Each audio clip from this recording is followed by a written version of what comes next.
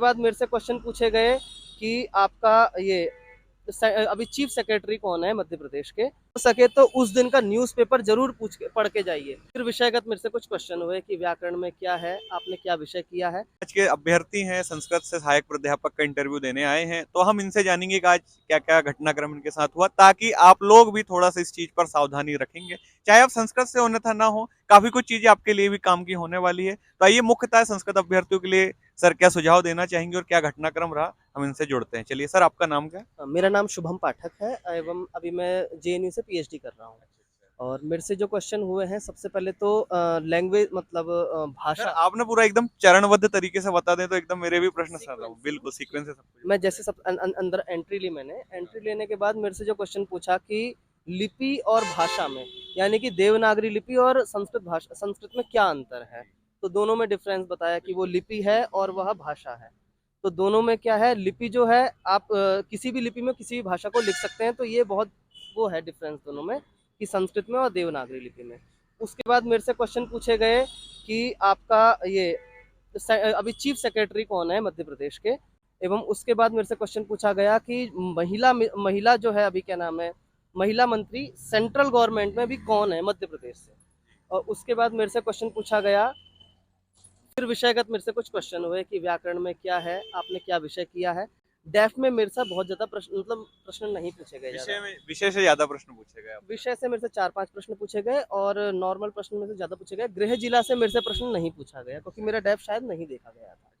चलिए वो तो उनके ऊपर है। अच्छा, हॉबी से कोई प्रश्न आपके? हॉबी से प्रश्न मेरे से नहीं पूछा गया। और टीचिंग आपसे करवाई गई? हाँ, बोर्ड टीचिंग मेरे से कराई गई। मेरे से सूत्र लिखवाया गया कि आप संस्कृत व्याकरण से आपने अगर एमए करी है और पीएचडी आप इसी से कर रहे हैं, तो एक बार आप सूत्र लिख के बताइए, और उसका पदच्छेद और विग्रह इत्यादि पूछा गया मेरे से।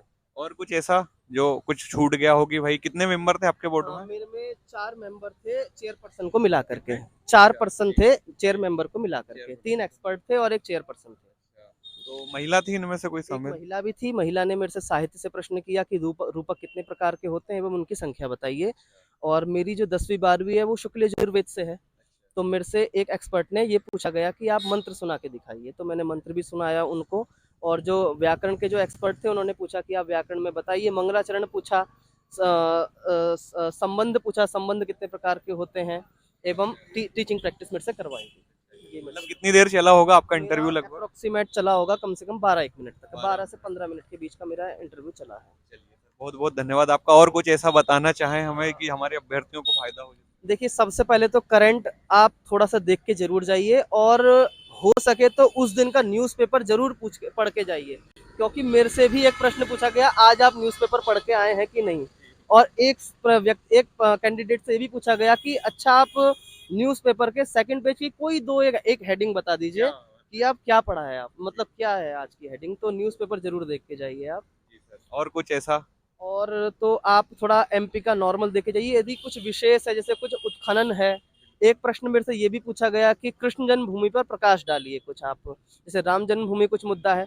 मध्य प्रदेश में ऐसा कौन से मुद्दे हो सकते हैं जो अभी क्या नाम है, ज्वलंत मुद्दे हैं। तो ज्वलंत मुद्दों में भी ध्यान दिया जाए। ये भी भोजशाला का जो मुद्दा चल रहा है। भोजशाला से भी एक प्रश्न पूछा गया है एक कैंडिडेट से कि अच्छा बताइए कि मध्य प्रदेश में भी कौन सा ऐसा एक स्थल है, जगह का नाम बताइए आप, विवादित है जहाँ ऐसा कुछ। विवादित है और वहाँ पे उत्खनन हो रहा है अभी। वहाँ पे खनन भी हो रहा है, जो बाग देवी का जो मंदिर है उधर, वो भी एक प्रश्न किसी से पूछा गया है। सर बिल्कुल, आप और हमें बहुत ही रोचक जानकारी दे रहे हैं हमारे दर्शकों को और अभ्यर्थियों को, क्योंकि सबका इंटरव्यू और सब में कहीं ना कहीं एक डर का माहौल है। बिल्कुल तो इसके लिए कोई कहेंगे आप? डर का माहौल सबसे पहले ये है कि आपको कितने भी प्रश्न ना आए वो कोई मैटर नहीं करता है। बट आप मतलब आप वहाँ पे स्ट्रेस ना ले। यदि आपको कोई प्रश्न नहीं आ रहा है, कोई उसका उत्तर नहीं समझ में आ रहा है, तो आप कह सकते हैं कि सॉरी सर, मुझे ये उत्तर नहीं समझ में आ रहा है, या मेरे संज्ञान में नहीं है, या मैं इसको अभी नहीं रिकॉल कर पा रहा हूँ। क्योंकि यदि आप वहाँ पर अगर हाव भाव में एक्सप्रेशन चेंज होते हैं, तो उसका इम्पैक्ट गलत पड़ता है। तो ये इस चीज का ध्यान, और वो कोशिश भी कर रहे हैं। जैसे कई बार ऐसा भी होता है कि जो बोर्ड मेंबर जो होते हैं, वो आपको रिलैक्स कराते हैं कि आप इजी हो जाएं, उसके बाद आपका इंटरव्यू लिया जाए। अच्छा सर, जैसे कि प्रत्येक बोर्ड में 4 सदस्य हैं। अभी तो एक ही बोर्ड है। सिर्फ एक बोर्ड चल रहा है एक ही संस्कृत बोर्ड में का? इंटरव्यू चल रहा है। एक ही बोर्ड? एक ही बोर्ड में इंटरव्यू हो रहा है अभी तो। अच्छा, जैसे जो सिविल वालों के चल रहे हैं वो भी साथ में ही चल रहे हैं लगभग। सिविल वालों का बोर्ड अलग होगा, हाँ असिस्टेंट बिल्कुल, प्रोफेसर के लिए एक एक एक ही बोर्ड चल रहा है संस्कृत में।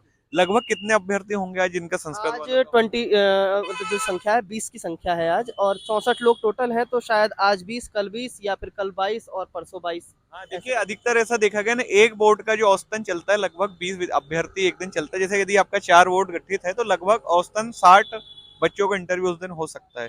चलिए सर, बहुत बहुत धन्यवाद। और अंत में आप और कुछ बोलना अंत में तो मैं यही कहना चाहूँगा, हाँ, थोड़ा-सा आप उसमें भी आपका वेशभूषा में, ड्रेसिंग सेंस में भी वो क्वेश्चन पूछ रहे चाहें? अच्छा, हैं। जैसे कि आप संस्कृत से हैं तो आपसे ये प्रश्न नहीं बना कि आप भारतीय परिधान में क्यों नहीं है, संस्कृत मैं भारतीय ये तो संस्कृति। सोच के ज़रूर गया था कि ये मेरे से प्रश्न पूछा जाएगा, पर मेरे से ये प्रश्न नहीं पूछा गया। अच्छा, तो ऐसे कोई अभ्यर्थी जो ऐसे इस वेशभूषा में रहे होंगे?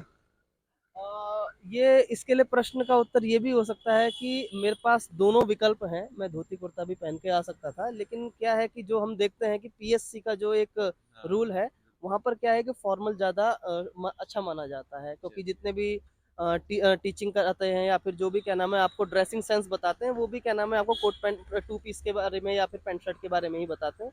तो इसलिए प्रश्न पूछा जा सकता है, ऐसा नहीं है कि नहीं पूछा जा सकता है। चलिए, जैसे कि सर से हम बात कर चुके, भाई आपको एमपी करंट का नॉलेज होना चाहिए, आपको उस दिन का न्यूज़पेपर पढ़ना है, आपको अपने विषय का थोड़ा गहन अध्ययन करना है, और इसी के साथ एक सरल व्यक्तित्व के साथ वहां उपस्थित हो और एकदम तनाव ना ले, चिंता मुक्त रहे। यही सर। चलिए बिल्कुल सर। ठीक है सर, बहुत बहुत धन्यवाद। और हमारी एकेडमी की तरफ से आपको बेस्ट विशेष है सर, बहुत बहुत धन्यवाद।